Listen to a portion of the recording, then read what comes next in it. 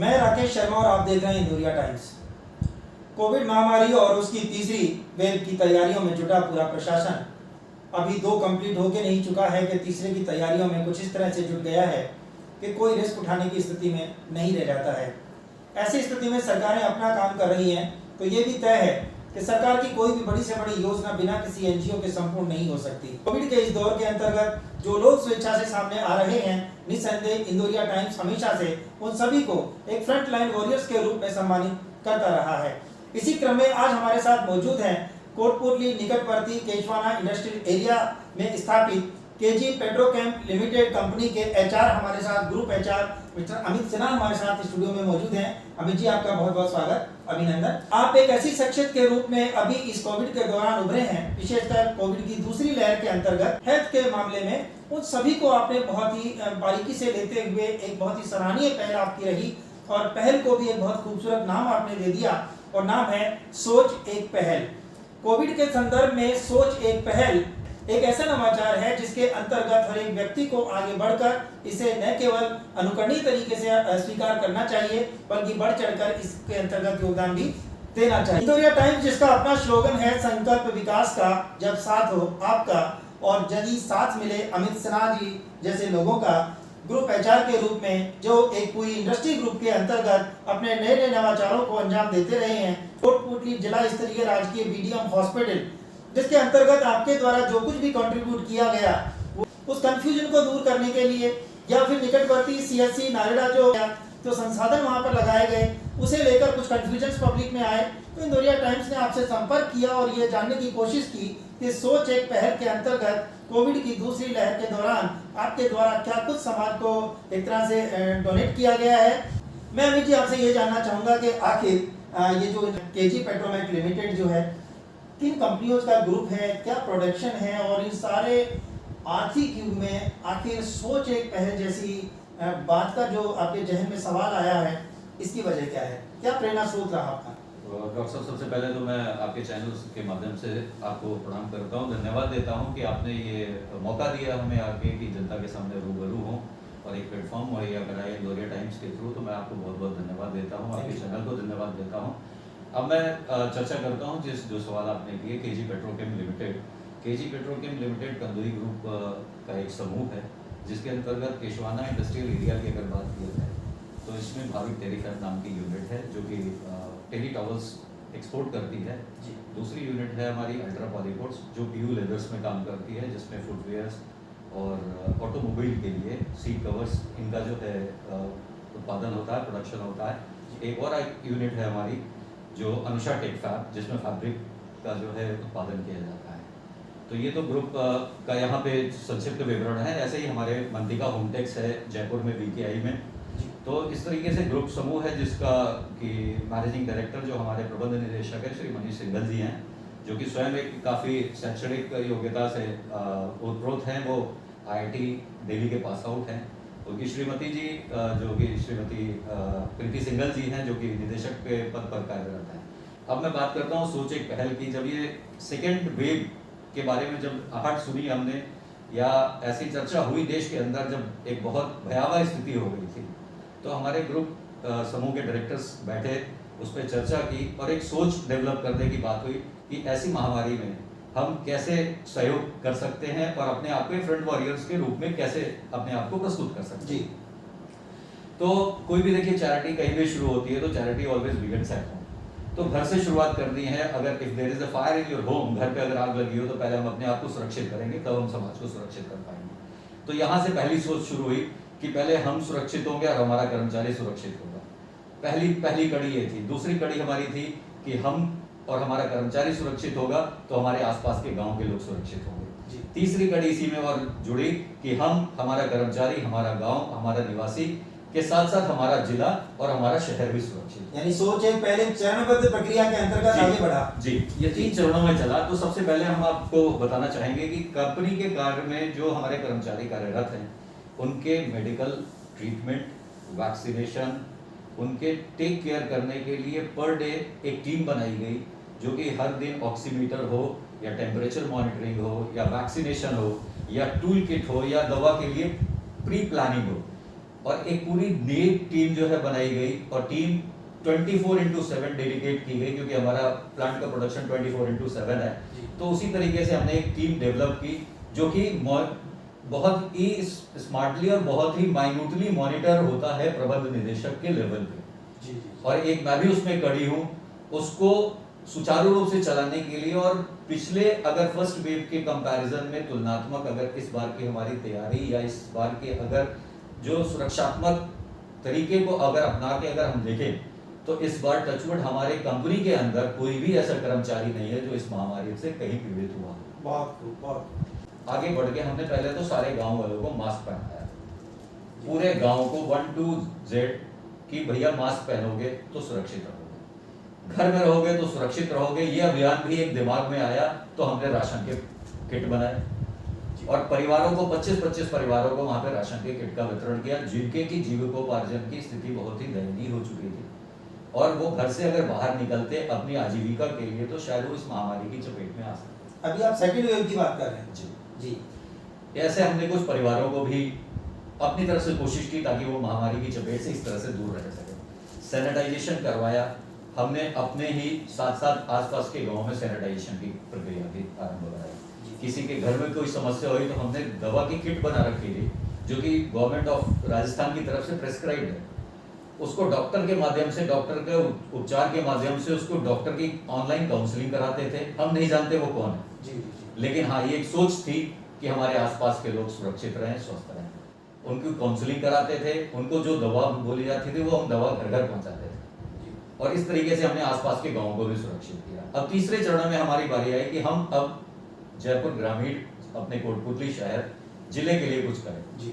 तो ये कार्यक्रम जब हम सोच रहे थे उसमें ऑक्सीजन की बहुत ज़्यादा पूरे देश में बहुत ज़्यादा महामारी थी। हमारे प्रबंध निदेशक साहब ने करीब अपने जो कंदोई चैरिटेबल ट्रस्ट है उसके माध्यम से ऑलमोस्ट पूरे जयपुर ही नहीं मान लीजिए आप पूरे राजस्थान के लिए 60 से 70 कॉन्सेंट्रेटर मंगवाए, जिसमें कि 15 यहाँ पे हमने अपने यहाँ पे अलॉट कराए, जिसमें से 5 कॉन्सेंट्रेटर ऑक्सीजन के हमने यहाँ बीडीएम में राजकीय अस्पताल है जो वहाँ पे दिए। उसके साथ साथ 10 IV fluid stand, 10 patient stool हमने जो यहाँ पे दिया और 10 बेड जो डेडिकेटेड वहाँ पे स्टार्ट करना था CSC नाचड़ा में, उसमें भी 10 के 10 ऑक्सीजन कंसंट्रेटर हमारे कंदोई चैरिटेबल ट्रस्ट की तरफ से वहाँ पे दिए गए, सराहनीय। और उसमें भी जो है 10 IV फ्लूइड स्टैंड था, 10 अपने स्टूल थे। ये प्रक्रिया भी चली रही थी। फिर हमने जयपुर ग्रामीण पुलिस को करीब 2000 मास्क दिए ताकि जितने भी हमारे फ्रंट लाइन वॉरियर्स हैं यहाँ पे वो सुरक्षित हो। हमने बहरोड भी कवर किया, हमने शाहजहांपुर भी कवर किया, हमने नीमराना भी कवर किया। जैसा कि आपने कहा चैरिटी बिगिंस टू होम वाली बात उन्होंने रखी, पहले अपने परिवार को सुरक्षित किया, अपने कार्मिकों को सुरक्षित किया, अपने आसपास के परिवेश को सुरक्षित किया और उसके बाद वो निकल पड़े जयपुर ग्रामीण के रूप में समाज को सुरक्षित करने के लिए, जिसकी शुरुआत उन्होंने की स्थानीय जिला स्तरीय राजकीय BDM हॉस्पिटल में 5 ऑक्सीजन कंसंट्रेटर के साथ और इसके अलावा कुछ और भी संसाधन आपके द्वारा प्रोवाइड करवाए गए। तो निकटवर्ती ग्रामीण लेवल की जो CSC नारेड़ा है उसमें भी आपने 10 कंसंट्रेटर उपलब्ध करवाए।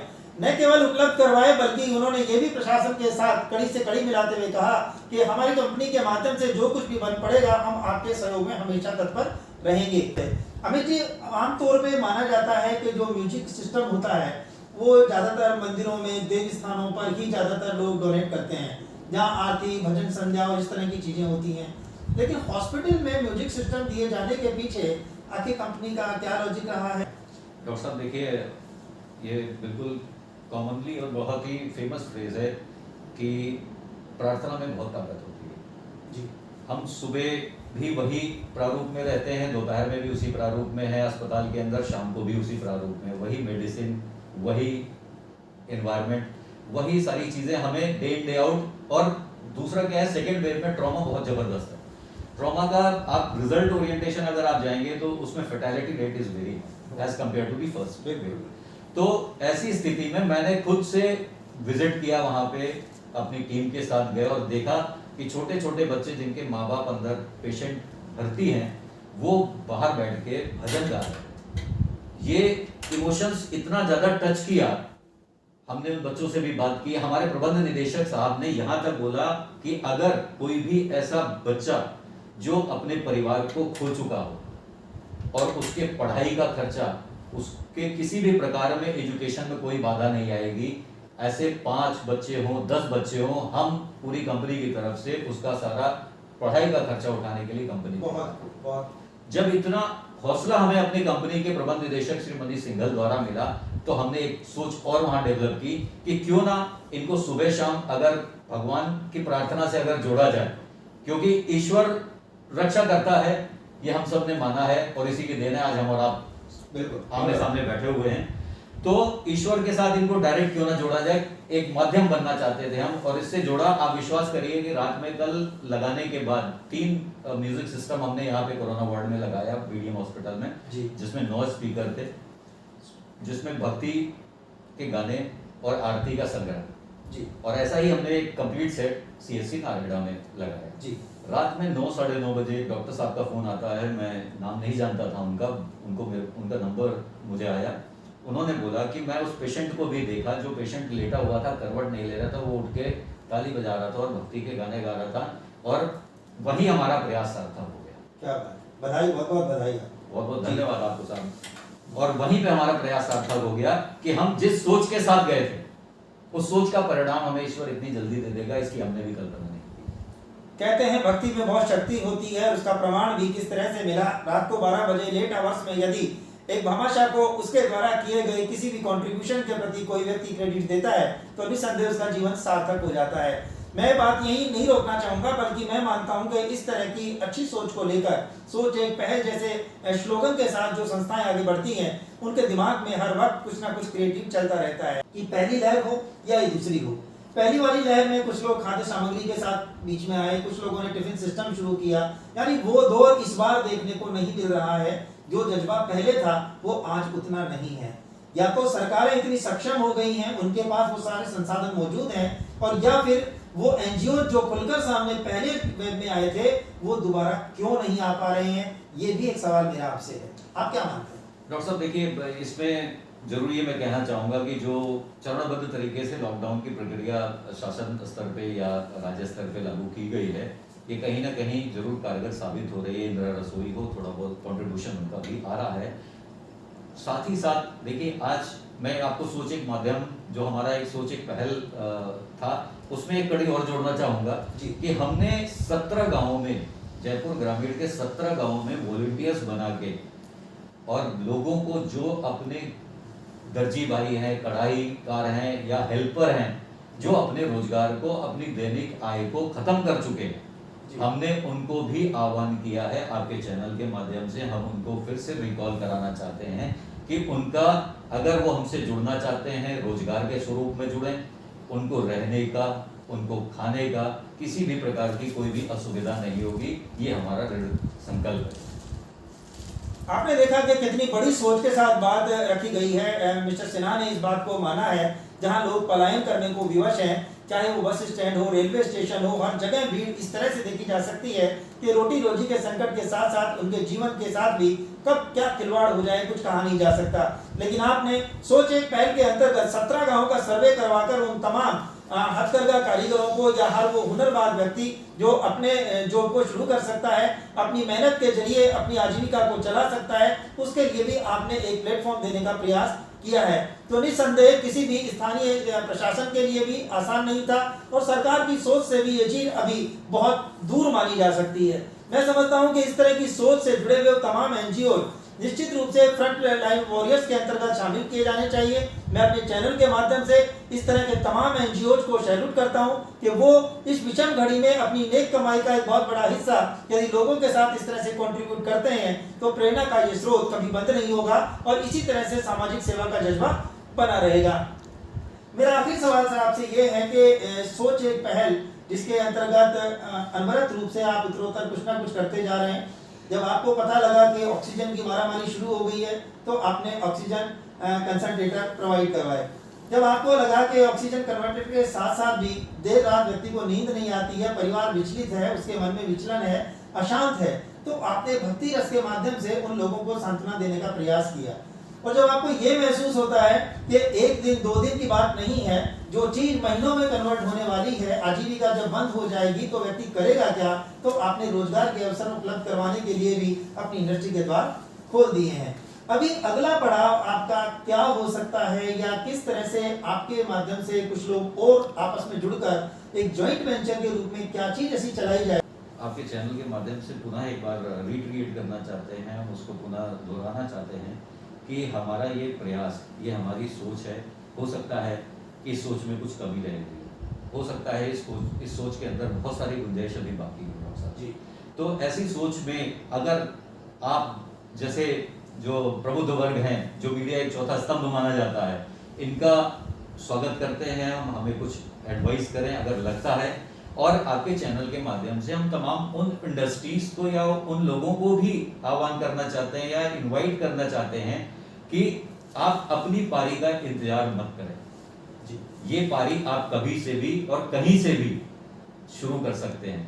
तो मैं सबसे निवेदन ये करूंगा कि जो जिस स्तर पे सक्षम है, देखिए अगर सक्षम हमें बनाया गया है तो हमारी ये नैतिक जिम्मेदारी बनती है कि हम अगर ईश्वर द्वारा प्रदत्त अगर एक सक्षम अधिकार रखने में अगर योग्य हैं, तो हम कहीं ना कहीं किसी का जाके हाथ पकड़ें, किसी का कहीं ना कहीं किसी परिवार का साथ पकड़ें, कहीं ना कहीं किसी जरूरतमंद की जरूरत को पूरा करने में हमेशा सहयोग करें।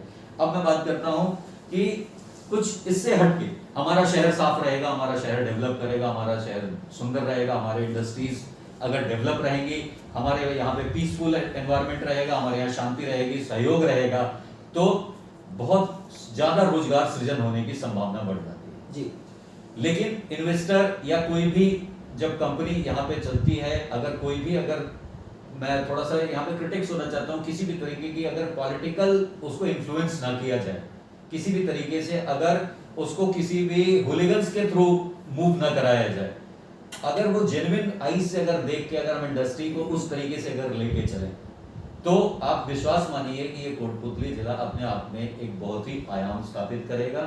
हमने इसके माध्यम से हमारे जो इंडस्ट्री के सामने, हमारे फैक्ट्री के सामने जितने भी डिवाइडर्स हैं, हमने उसको रिको के माध्यम से पर्सनली वहां जाके लेटर देके ऑफिशियल तरीके से वहां पे ओन करने के लिए, ताकि उसमें ब्यूटिफिकेशन कर सकें, उसमें सोलर लाइट्स लगा सकें, उसमें ट्रैफिक सिग्नल्स लगा सकें, ताकि हमारे जब कोई इन्वेस्टर आए या कोई भी हमारा इंडस्ट्रियल एरिया में विजिट करे तो उसे लगना चाहिए कि हम किसी इंडस्ट्रियल एरिया में कोटपुतली केशवाना में विजिट कर रहे हैं। ऐसे ही लोगों को आगे आना चाहिए। यहाँ पे चौराहे जो हैं उसके सौंदर्यीकरण के लिए, साफ सफाई के लिए, तो इसके लिए हर बार हम सरकार की तरफ या हम उस जिम्मेदार की तरफ, हमें खुद जिम्मेदार नागरिक की तरह अगर बिहेव करना शुरू करें, तो किसी भी प्रकार का कोई भी बैरियर, कोई भी कहीं भी रुकावट नहीं आती है डॉक्टर साहब। और यही एक तरीका था, यही एक बात थी जो आपने मेरा नंबर ढूंढा, मुझसे संपर्क हुआ, ना आप मुझे इससे पहले जानते थे, ना मैं इससे पहले आपको जानता था, और ये सोच ही थी जिसकी कि आज एक कड़ी इंदौरिया टाइम्स के साथ भी जुड़ रही है। सोच एक पहल अपने आप में, बेशक शब्द बहुत कम है, लेकिन सोच बहुत ही गहरी है, बहुत मार्मिक है, और उसी का परिणाम है कि हम एक ऐसी शख्सियत से आज मुखातिब हो रहे हैं कि हमारे शहर को भी इस तरह की शख्सियत का न केवल धन्यवाद करना चाहिए बल्कि उनका अनुसरण करना चाहिए। आपने कहा कि शहर के सौंदर्यीकरण के लिए, शहर की स्वच्छता के लिए, शहर के विकास के लिए हर एक व्यक्ति को कभी किसी पारी के शुरू होने का इंतजार नहीं करना चाहिए, बल्कि यदि सक्षम और सामर्थ्य ईश्वर ने उसे प्रदान की है तो हर संभव उसका परिचय देने के लिए हमेशा पहल करते रहना चाहिए। संकल्प विकास का जब साथ हो आपका बहुत बहुत धन्यवाद कि आपने इंदौरिया टाइम्स को समय दिया, और न केवल समय दिया बल्कि अपनी उस सोच से आपने लोगों को जो लाभान्वित किया है, इससे प्रेरित होकर बहुत से भामाशाह इस क्षेत्र में उत्तरोत्तर आगे आते रहेंगे। आपका बहुत बहुत धन्यवाद। बहुत बहुत धन्यवाद।